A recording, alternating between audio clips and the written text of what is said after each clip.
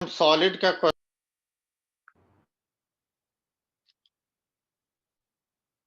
Devdeep yes sir. करे start. Yes sir. Sir आपके sir blue blue दिख रही है थोड़ा। सही है। मैं क्वेश्चन डाल रहा हूं ग्रुप पर।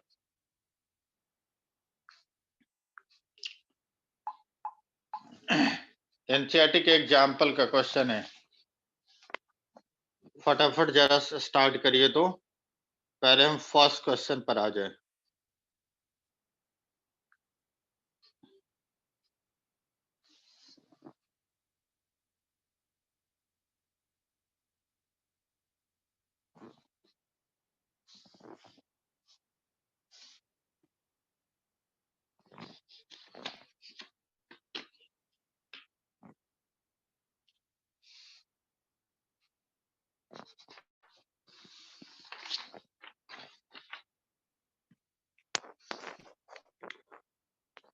एग्जाम्पल फर्स्ट रीड करिए फटाफट, हम डिस्कस करते चलेंगे।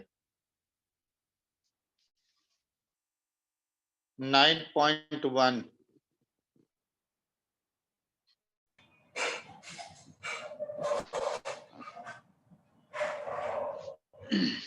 सब लोग रीड करना अपना क्वेश्चन, समझो क्या गिवन है। A structured steel rod has a radius R given है 10 centimeter, sorry 10 mm में means 10 into 10 raised to power minus 3 meter and length of 1 meter, L is equal to 1 meter. Force हमें given है 100 kilo Newton. Kilo means 10 raised to power 3, 10 के power 5 Newton है। is stretch along its length, along its length means young modulus की बात करते हैं। First case में हमें कैलकुलेट करना है स्ट्रेस, सेकंड पार्ट में हमें चाहिए इलोंगेशन, थर्ड पार्ट में हमें कैलकुलेट करना है स्ट्रेन, और यंग मॉडुलस हमें स्टील का गिवन है 2 into 10 raised to power 11 Newton पर मीटर। क्वेश्चन सबको क्लियर है? सर फिर से डालो। Yes sir. तो यंग मॉडुलस पर सबसे पहले तुम स्ट्रेस कैलकुलेट करो। स्ट्रेस होता है force upon area. Force given है 10 raised to power 5, area is pi R square, 10 raised to power 5, pi R की value 10 into 10 raised to power minus 3 का square, this is equal to 10 raised to power 5 pi 100 10 raised to power minus 6, -4 यहाँ बच जाएगा और ये ऊपर जाएगा 10 raised to power 9 upon pi Newton पर मीटर स्क्वायर। स्ट्रेस की वैल्यू मिल गई।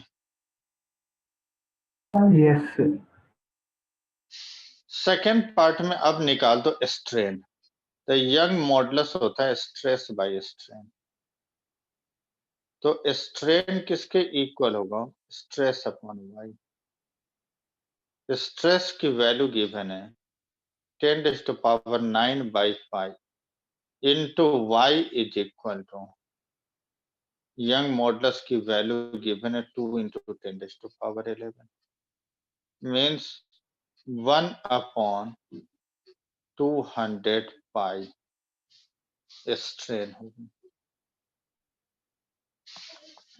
Strain is equal to delta L by L, तो delta L is the elongation is equal to strain into L. Strain हमने कैलकुलेट कर लिया, ये strain की value है 1 upon 200 pi into length is 1 metre means 1 by 200 pi metre में है तो ये मीटर में आएगा। आ गया समझ में?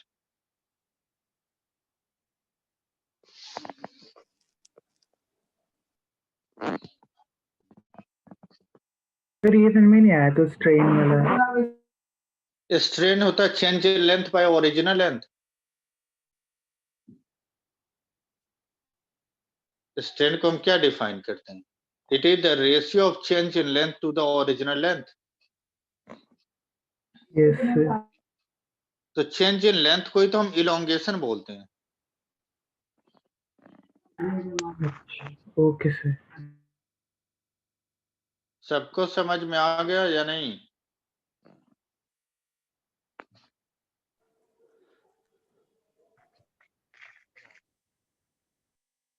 किसी को डाउट है?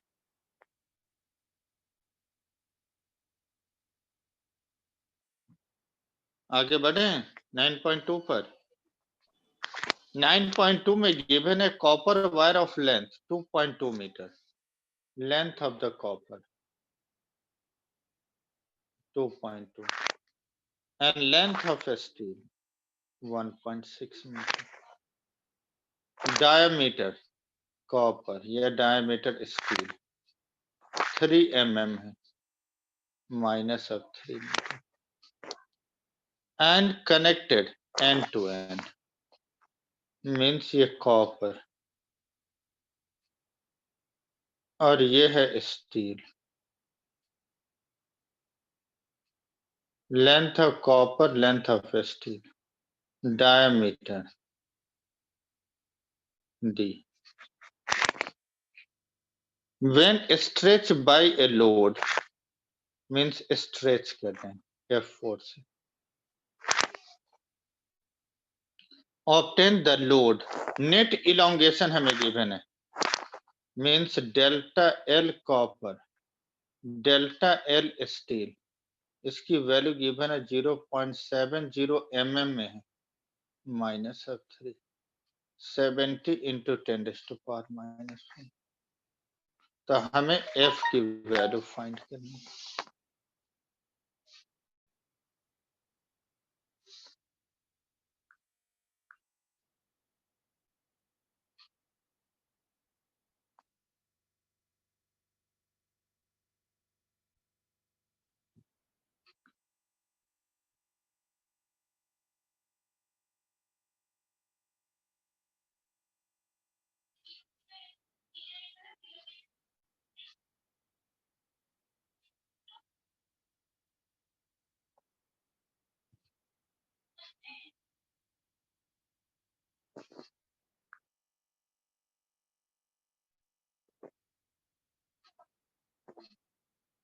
आए बात समझ में? हमें कैलकुलेट F की वैल्यू करना है।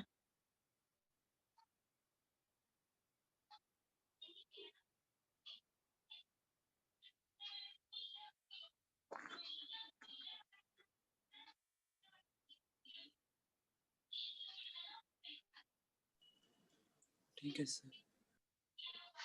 तो हमें कैलकुलेट क्या करना है F। अब तुम देखो हमें गिवन है delta L copper, delta L steel 70 into 10⁻⁻⁴।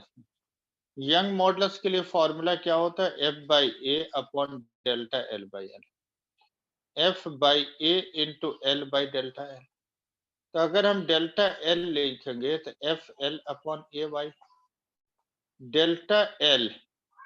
अगर हम कॉपर लेते हैं F L copper A copper into Y copper, area of cross section भी दोनों के लिए सेम है। Delta L steel F L steel A into Y steel, ठीक है। अब दोनों का डेल्टा L की वैल्यू पुट कर लो, F L copper A into Y copper, F L steel upon A into Y steel. Sir ये sir आपने 70 add क्यों कही है सर दोनों की लेंथ? ये हमें तो गिवन है नेट इलोंगेशन, क्वेश्चन पढ़ो ना। नेट इलोंगेशन की वैल्यू गिवन है तो net elongation end to end connect है, अगर स्ट्रेच करोगे तो दोनों में इलोंगेशन होगी ना, तो दोनों इलोंगेशन का सम गिवन है ना। नहीं समझा? नहीं सर। क्वेश्चन पढ़ो ना, क्वेश्चन में क्या लिखा है, नेट इलोंगेशन की वैल्यू गिवन है। देखो, the net elongation is found to be, जब दोनों एंड से स्ट्रेच करते 0.70 हैं mm है। तो 0.70 mm गिवन है, तो हमने इसी को 70 × 10⁻⁻5 कर दिया। तो ठीक है, लॉन्गेस्ट में दोनों की जो डेल्टा वाली लेंथ है दोनों का मतलब वो। हाँ दोनों में जो कॉपर में कितना इलोंगेशन हुआ, स्टील में कितना इलोंगेशन, दोनों के इलोंगेशन का सम है 0.70 mm। Okay sir. आ रही बात समझ में? Yes sir.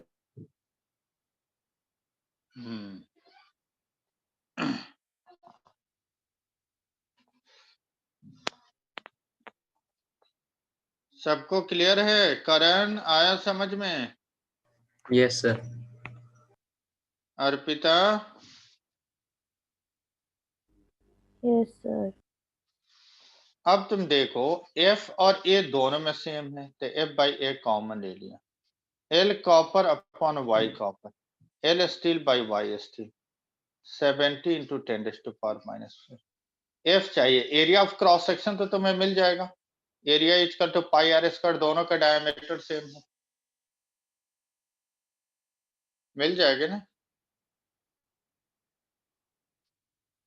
यस। आगे बढ़ जाएं? Yes sir. कर लोगे? अब तो केवल कैलकुलेशन करना है। अब तुम Y कॉपर Y स्टील का क्वेश्चन में नहीं दिया है, तुम्हें एनसीईआरटी बुक में टेबल दे रखा है यंग मॉडुलस का, वहां से वैल्यू यंग मॉडुलस तो फिर कॉपर का याद यूज करनी पड़ेगी करोगे। वो वैल्यू। अभी देखो, एक टेबल मैंने भेज रखा है तुम्हें, देखो तो, नहीं याद नहीं करना है, क्वेश्चन में दिया होगा। देखो तो यंग मॉडुलस का टेबल उसी पेज के जस्ट नीचे है, फर्स्ट पेज के नीचे हाँ सर, दे रखा है। दे रखा है ना। और हाँ सर। ऊपर में ध्यान रखना पावर, जैसे तुम इसमें यूज करोगे कॉपर, तो कॉपर का यंग मॉडुलस कितना है, 110 × 10⁻⁹। ठीक है। हाँ सर। स्टील का तो तुमने क्वेश्चन 200 × 10⁻⁹। अब तो हो जाएगा, आगे बढ़ जाएं।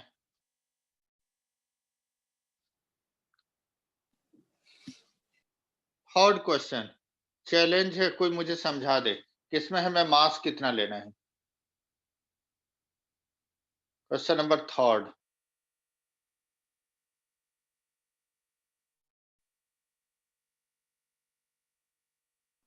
सर क्वेश्चन थर्ड सर पूरा नहीं दिख रहा। दिख रहा है, तुम उसको क्लिक तो करो, पूरे आ जाएंगे। नहीं आएगा?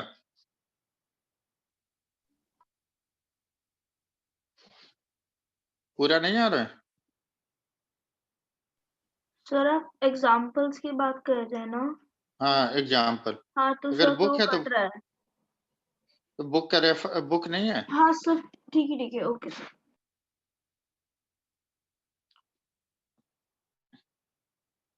हमें भी किसी बच्चे ने ही भेजा था।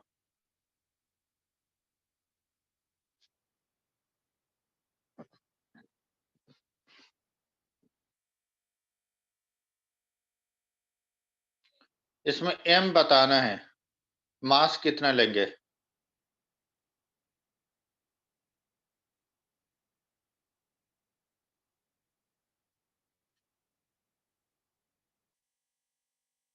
m की वैल्यू कितना लेंगे।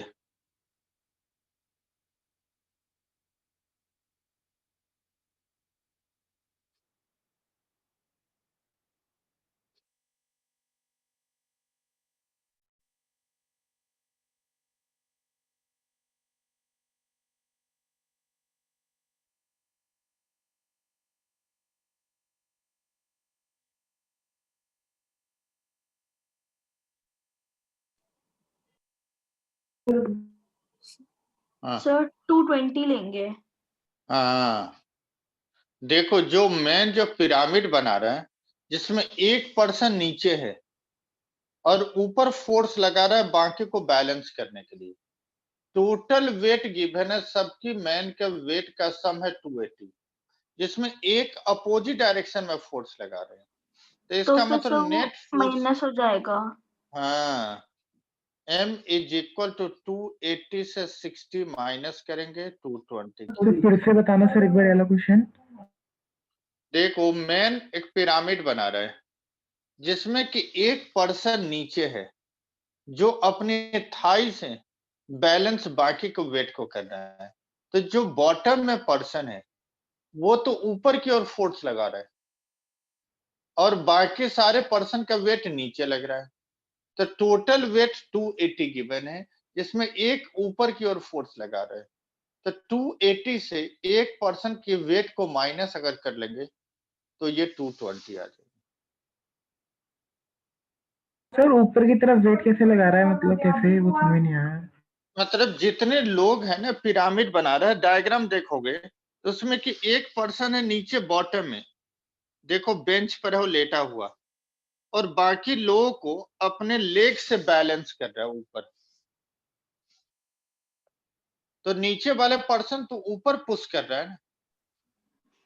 सर हाँ सर अगर हमें सर ये सर निकालना होता कि अगर हमको ऊपर जो सर जो सर सबसे टॉप पर है, अगर हमको सर उसका वेट माइनस करना होता तो हम लोग उसको देखो नेगेटिव हमें जो टर्म्स में क्वेश्चन में लेते ना। गिवन है ये 2 लेग है और जहां सारे जो पर्सन है उसका वेट इस लेग पर लग रही है, ऐसे थाई पर लग रही है सारा वेट। तो हमें तो वेट वो लेना है जो डाउनवर्ड लग रही है, तभी तो इस लेग को कंप्रेस करेगा। आ रही बात समझ में? हाँ जी सर। तो टोटल वेट 280 है जिसमें कि यहां से केवल ये तो माइनस करोगे तो यहां वो नीचे की ओर लेगा। आ रही बात समझ में? सर रिपीट करना सर, ये आपने क्या बोला। देखो टोटल इसका वेट, एक पर्सन जो नीचे लेटा हुआ है वो अपनी दोनों लेग से बाकी लोगों को काउंटर बैलेंस कर रहे हैं, सारा वेट को बैलेंस कर रहे हैं। तो ये पर्सन तो ऊपर की ओर पुश कर रहा है ना, लेकिन जो बाकी पर्सन का वेट है वो नीचे लग रही है और टोटल का सम है 280। तो ये जो नीचे वाले पर्सन है वो तो ऊपर पुश कर रहा है, तो इसकी वेट को तो माइनस करोगे तभी तो रिमेनिंग वेट इस लेग पर आएगी। यस सर, आगे से सर। समझ में आ गए?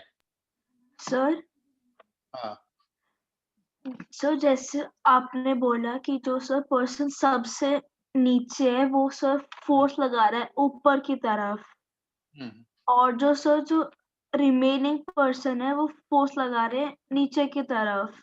हाँ सर अगर हम लोग ऐसा ही दूसरा केस लें कि जो पर्सन सबसे टॉप पर है हाँ वो सर नीचे की तरफ फोर्स लगा रहा है और सर हाँ, बाकी सब लोग सर ऊपर की तरफ फोर्स लगा रहे हैं, तो सर यही तो सेम इक्वेशन बनेगी ना। इक्वेशन वही बनेगा, केवल फोर्स की डायरेक्शन अपोजिट होगी। हाँ जी सर, मैं यही पूछ रही थी पहली बार। हाँ, फोर्स की डायरेक्शन केवल अपोजिट होगी, तो फोर्स तो वैसे भी नेगेटिव नहीं लोगे, तो हमें तो मैग्नीट्यूड ही तो फोर्स का देखना पड़ेगा, तो सेम आएगा रिजल्ट। ठीक है, तो हमें मास नोन हो गई, तो फोर्स अगर हम लेंगे तो 10 से मल्टीप्लाई कर दिया, 2200 नेट फोर्स आ गए। अब तुम्हें क्या गिवन है, लेंथ हमें गिवन है लेग का 50 सेंटीमीटर और हमें डायामीटर गिवन है लेग का, डायामीटर या रेडियस गिवन है 2 सेंटीमीटर रेडियस गिवन है। r is equal to 2 centimetre, 2 into 10⁻⁻²। Length 50 into 10⁻⁻2 metre. हमें कैलकुलेट करना है, determine the amount by which each thigh bone get compressed. Means हमें जो कैलकुलेट करना है वो डेल्टा एल की वैल्यू, इलोंगेशन या कंप्रेशन। तो Young modulus is F by A into L by delta L. तो हमें चाहिए delta L, F L by A into Y. F given है 2200, एल की वैल्यू गिवन है 50 into 10⁻⁻², area pi into 2 into 10⁻⁻² का square into Y Young modulus bone का given है table में। yes sir given एग्जाम में क्वेश्चन के ही साथ दिया रहेगा young modulus.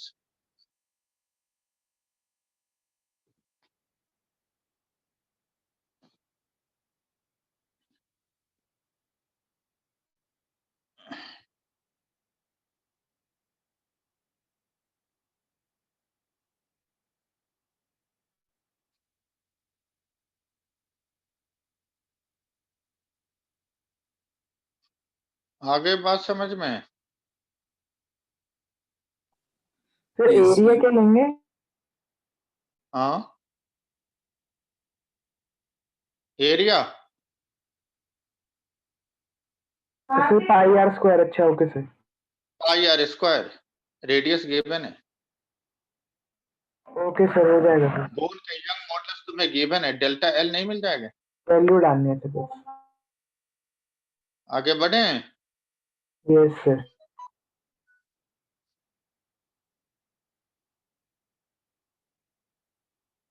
Next,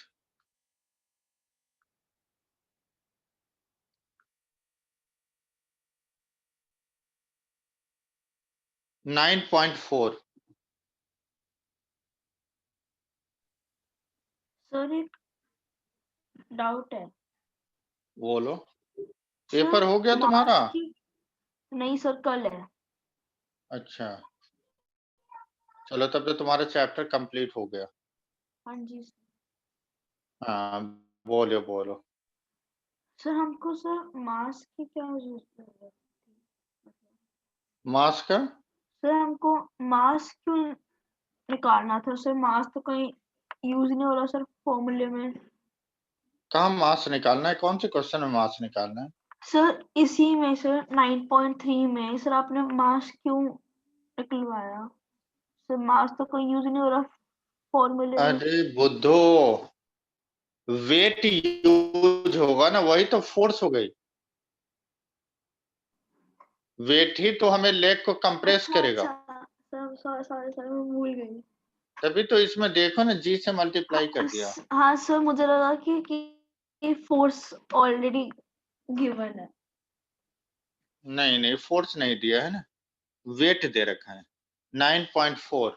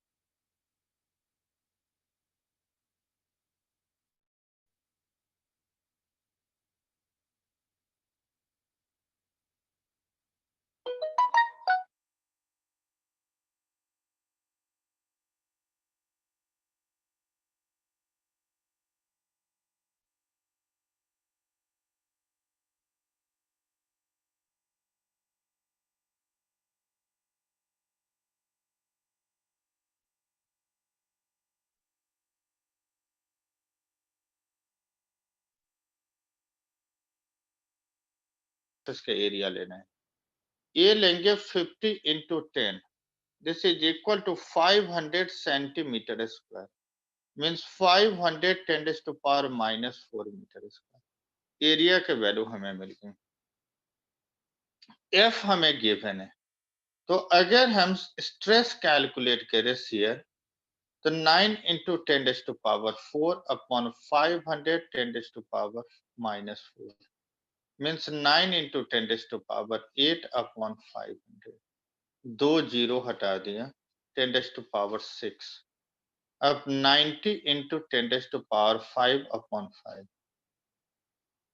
18 into 10⁻⁵ Newton पर मीटर स्क्वायर। ये शियर स्ट्रेस मिल गया।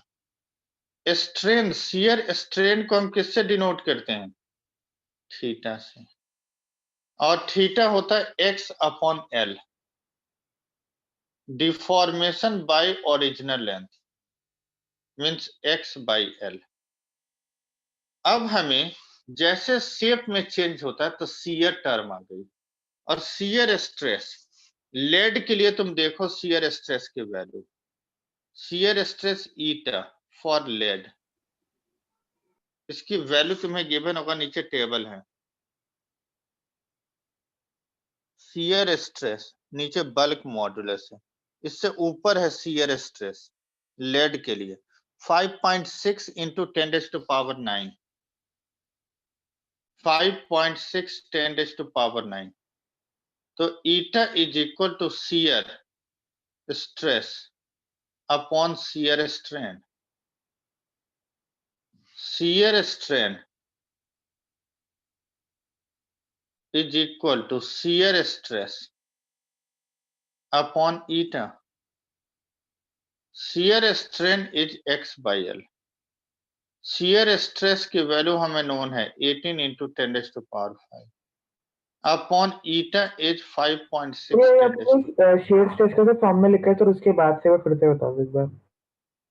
देखो शियर स्ट्रेस हमने क्या लिखा है, F by A tangential force, और एरिया क्या लिखोगे, जिस सरफेस पर फोर्स लग रही है उसकी एरिया लेते हैं। तो एरिया क्या बनेगा 50 इंटू 10 500 सेंटीमीटर वो वाला स्क्वायर। सर आपने जो लिखा है ना लेड वाला, वो 5.6 वाला। तो ये 500 10⁻⁻⁴ मीटर स्क्वायर होगा एरिया। हाँ सर, हो जाएगा। तो स्ट्रेस क्या होगा, फोर्स हमें गिवन है 9 into 10⁻⁴ upon area is 500 10⁻⁻⁴। Stress आ इसको जाएगा। सॉल्व करोगे 18 इंटू 10⁻⁵ आएगा यस सर। स्ट्रेस। स्ट्रेन क्या आएगी, x upon L, x by L, और ईटा तुम्हें गिवन है, this is called shear modulus of lead, shear modulus for lead, इसकी वैल्यू समझ में गिवन नहीं है। आया सर, यही समझ नहीं आ रहा था। अब आगे बात समझ में, यही देखो टेबल दिया है शियर मॉडुलस के लिए, अच्छा 5.6 ऊपर 10⁻⁹ लिखा हुआ,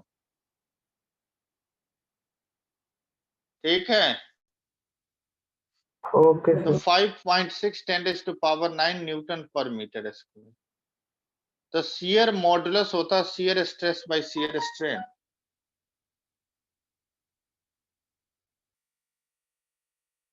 तो शियर स्ट्रेन होता है शियर स्ट्रेस अपॉन ईटा, शियर स्ट्रेन होता है x by L, shear stress upon eta is 5.6 10⁻⁹,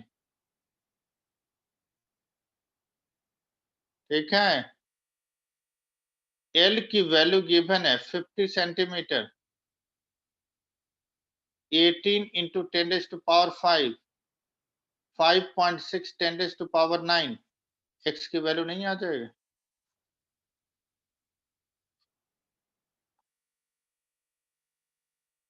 आ जाएगी सर।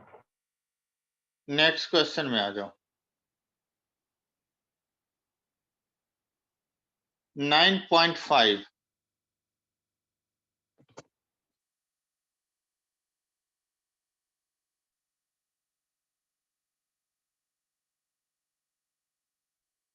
एक बार रीड कर लो क्वेश्चन।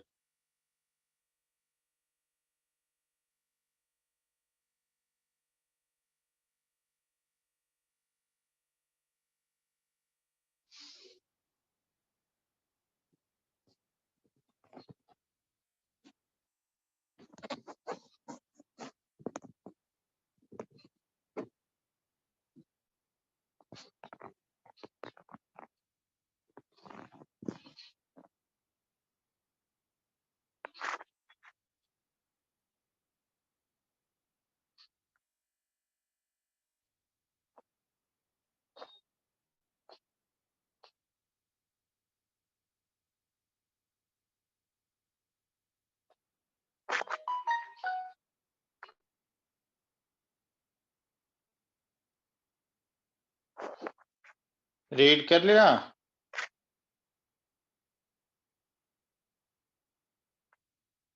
Yes sir.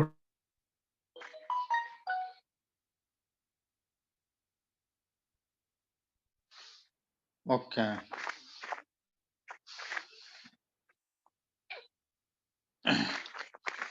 तो हमें जो क्वेश्चन गिवन है, इसमें गिवन है the average depth of the Indian ocean is about 3000 metre, 9.5। H की वैल्यू गिवन है 3000 metre. Calculate the fractional compression, means delta V by V की वैल्यू है, of water at the bottom of the ocean, given that the bulk modulus B की वैल्यू 2.2 10 to power 9 newton पर metre square and G 10 metre पर second square. देखो bulk modulus हम लेते हैं तो this is called normal stress upon volumetric strain. This is called bulk modulus. Normal stress upon volumetric strain. So B is equal to, or normal stress, this is also called change in pressure.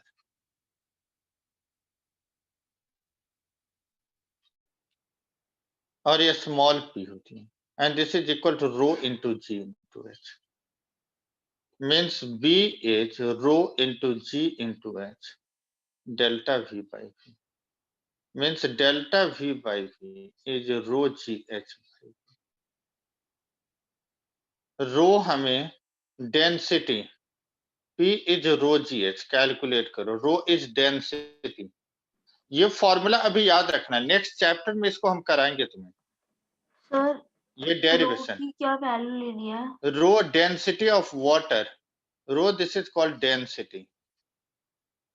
तो density of water होता है 1000, G given है 10, H given है 3000, means 3 into 10 to power 7 Newton पर metre square.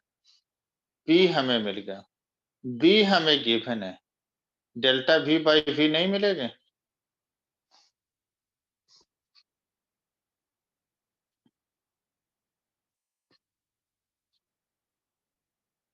Hello sir वैसे bulk models का जो अपने फॉर्मूला लिखा है ना सर, वहां से बता दो, मतलब जो नीचे लिखा है वो वाला। बल्क मॉडुलस हम क्या लिखते हैं? Normal stress by volumetric strain. Sir वो मतलब सर आपने ये लिख कर ऐसे वो क्या नॉर्मल स्ट्रेस को सर वो नॉर्मल स्ट्रेस होता है चेंज इन प्रेशर, लेट नहीं किया है। Normal stress change in pressure की इक्वल होती है। आगे बात समझ में? Yes sir. Normal stress this is also called change in pressure, और चेंज इन प्रेशर होता है रो GH। चेंज इन प्रेशर होता है रो GH। तो P हमने small p, this is called change in pressure, जो रो GH के इक्वल है। अब B बल्क मॉडुलस गिवन है, तो डेल्टा V by V की वैल्यू नहीं मिलेगी? यस सर मिल जाएगी। आगे बढ़े? Yes sir. एक्सरसाइज का क्वेश्चन नंबर फर्स्ट देखो।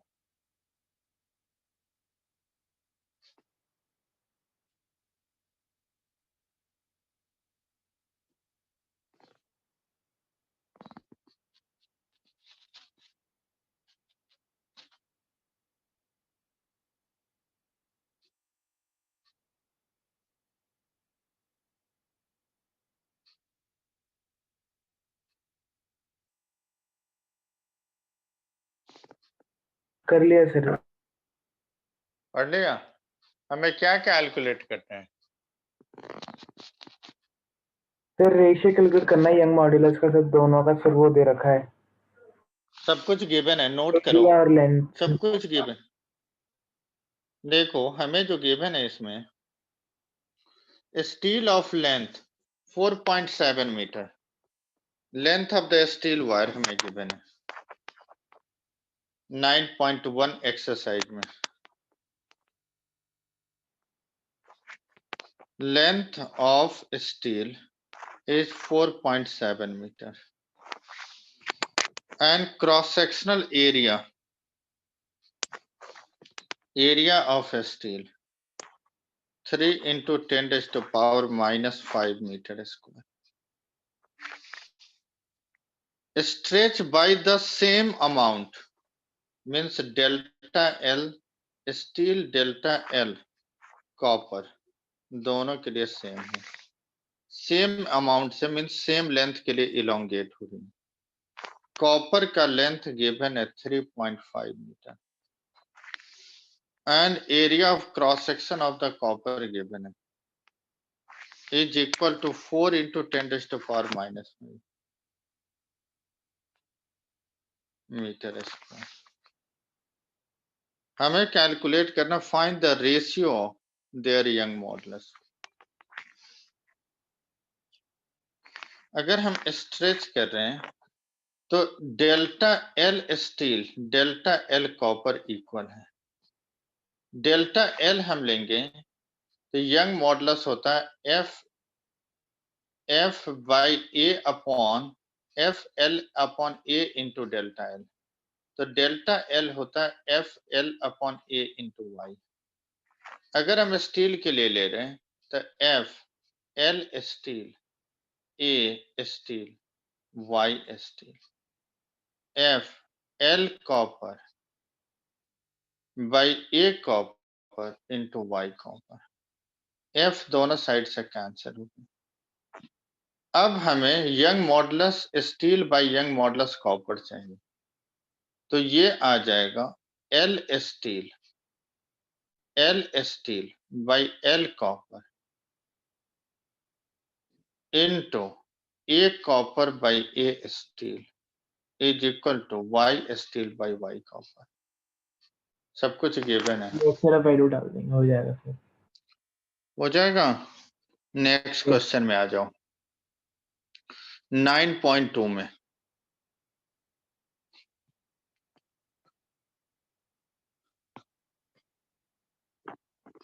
शाश्वत आ रहा है समझ में? Yes sir. अच्छा आयुष,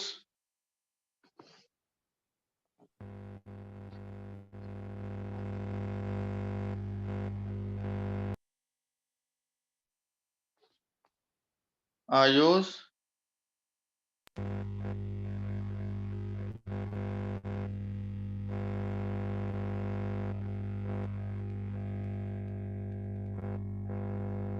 आयुष बंद कर लो, तुम्हारा लगता है प्रॉब्लम आ रहा है तुम्हारे से। अच्छा ये बताओ लाइक कार्तिक वो दिव्यम है? हाँ दिव्यम तो है, दिव्यम का माइक नहीं चल रहा है। सौम्या तुम्हें आ रहा है समझ में? Yes sir. पूछ लेना जहां भी दिक्कत हो। Kunal, Kunal yes sir. आ रहा है समझ में? यस सर आ रहा है। ठीक है। और ये आशीर्वाद? यस सर क्लियर है। अच्छा ठीक है। हाँ तो ये क्वेश्चन 9.2 एक बार रीड करो।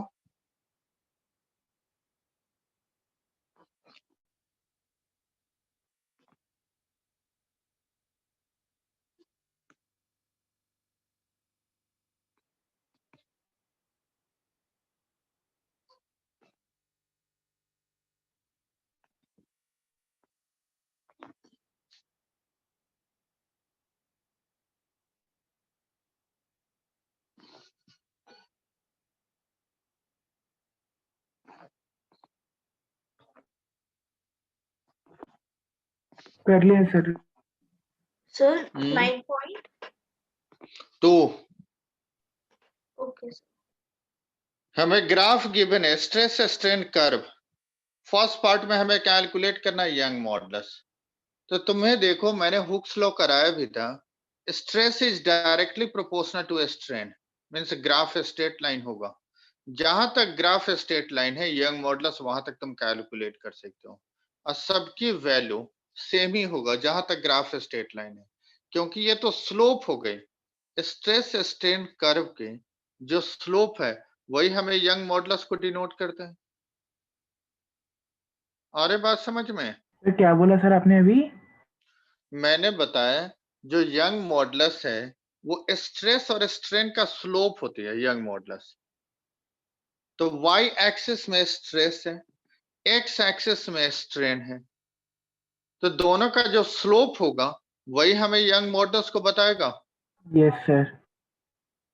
अब तुम देखो, ग्राफ जहां तक स्ट्रेट लाइन है, किसी भी पॉइंट पर तुम यंग मॉडुलस कैलकुलेट करो, उसकी वैल्यू सेम ही रहेगी। तो हमें ऐसा पॉइंट सेलेक्ट करना है जहां पर हमें एग्जैक्ट वैल्यू मिल जाए। तो तुम स्ट्रेस एक्सिस से 150 ले लो और स्ट्रेन एक्सिस से 0.002 ले लो, तो तुम देखो एग्जैक्ट एक पॉइंट है जहां पर कट कर रही होगी। आया बात समझ में? Yes sir.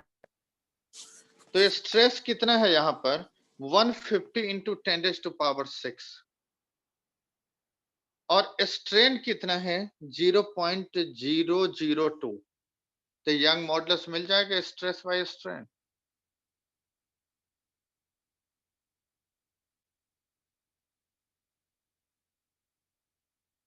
यस सर मिल जाएगी।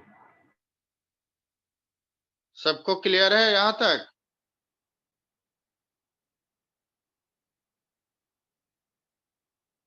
यहां तक में किसी को डाउट है? No sir. आगे बढ़े? सर एक सेकंड।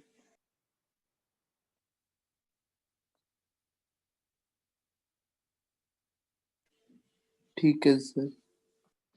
सेकेंड पार्ट में हमें इसमें पूछा है कि यील्ड स्ट्रेंथ, यील्ड स्ट्रेंथ को ही हम बोलते हैं अल्टीमेट, अल्टीमेट स्ट्रेंथ को यील्ड स्ट्रेंथ भी बोलते हैं। तो अल्टीमेट का मतलब हो कि मैक्सिमम वैल्यू। स्ट्रेस की जो मैक्सिमम वैल्यू होता है उसी को हम बोलते हैं यील्ड स्ट्रेंथ, या फिर उसी को हम बोलते हैं अल्टीमेट स्ट्रेंथ। तो मैक्सिमम वैल्यू स्ट्रेस का कहां है? 300 इंटू 10⁻⁶, ये हमारा यील्ड स्ट्रेंथ की वैल्यू आ गई। आई बात समझ में?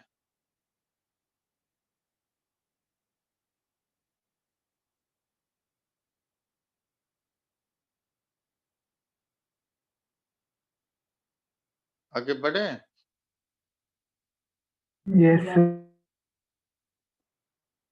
नेक्स्ट क्वेश्चन नंबर 9.3 पर आ जाइए।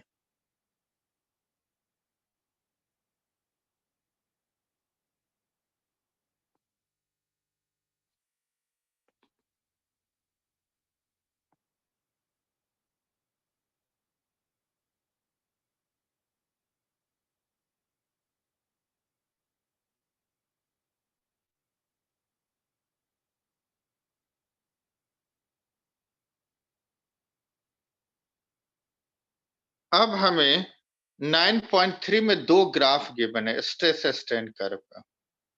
हमें पूछा जा रहा है stress strain graph for the material A and B are shown in the figure. हमें जो कैलकुलेट करना है इसमें, the graph are drawn to the same scale, which of the material have greater Young's modulus. दोनों में से किसका young modulus की वैल्यू ज्यादा है? सर कैलकुलेट मतलब सर हर पॉइंट पे कैलकुलेट करनी है? नहीं, तो ग्राफ देखकर हमें बताना है कि यंग मॉडुलस किसका ज्यादा होगा, बिना कैलकुलेट किए होगा।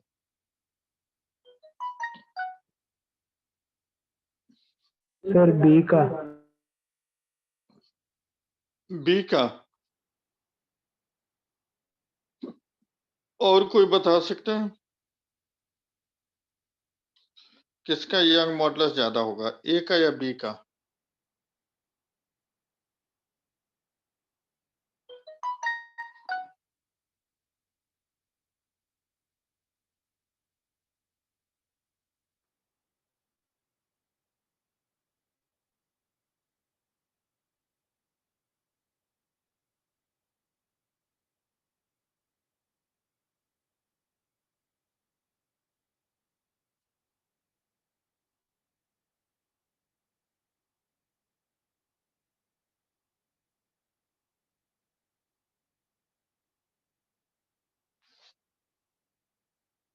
कोई बता सकता है या मैं बताऊं? सर आप ही बताओ। मैं बताऊं? देखो, स्ट्रेस स्ट्रेन ग्राफ में हमने अभी यंग मॉडुलस कैलकुलेट करने के लिए बताया था कि जिसका स्लोप ज्यादा होगा उसका यंग मॉडुलस ज्यादा है। Slope always from x axis हम लेते हैं, एक्स एक्सिस से हम स्लोप देखते हैं, मिस स्ट्रेन एक्सिस से देखना है। तो तुम बताओ दोनों ग्राफ में किस में ज्यादा स्लोप बन रहा है? स्लोप का मतलब एंगल, एक्स एक्सिस से कौन ज्यादा बना रहे हैं?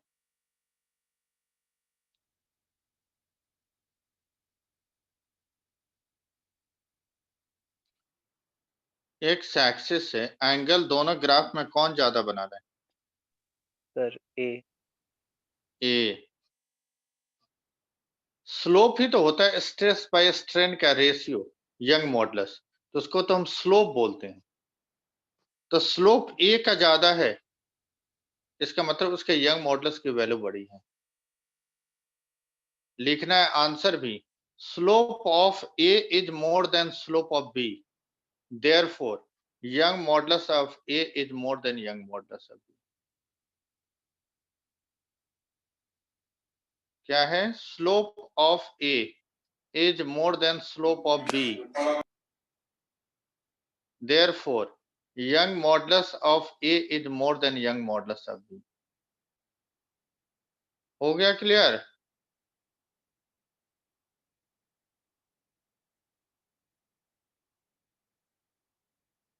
आगे बढ़े? यस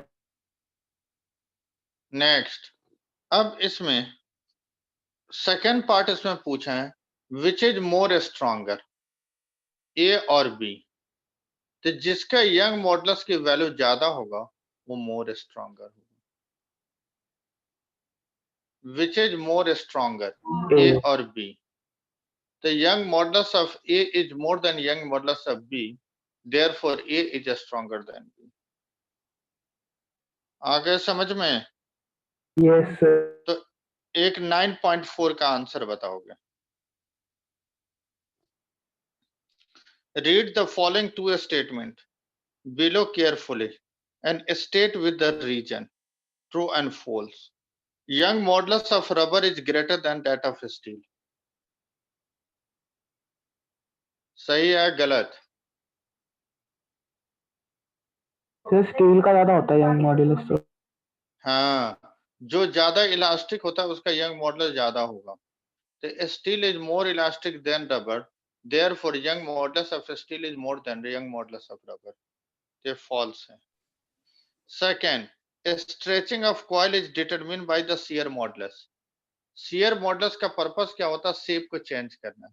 अगर coil like a spring, अगर हम इसको elongate कराते हैं, अगर elongate कराते हैं तो coil एक सिंपल वायर में कन्वर्ट हो जाएगा, तो उसके शेप में चेंज आ गई, इसका मतलब shear modulus होगा। तो second is correct, first is wrong. आ गई बात समझ में? Yes sir. एक बारी कॉइल वाला बता दो।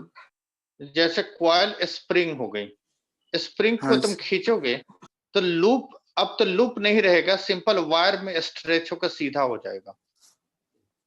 हाँ सर। पहले लूप बना हुआ था, ये कॉइल हम लेते हैं तो ऐसे ही तो लूप बनी होती है, और जब खींचोगे हाँ तो इलोंगेट होकर सीधी एक वायर हो जाएगी, तो उसका शेप चेंज हो गया। ठीक है सर। शेप में चेंज होगा तो shear मॉडुलस होगा। आगे बात समझ में? Yes. Yes sir. ये क्लास और न्यूमेरिकल का कराऊंगा, उसके बाद हम फ्लूइड स्टार्ट करेंगे। ठीक है, आज इतने ही रखें। ओके। ओके। Thank you.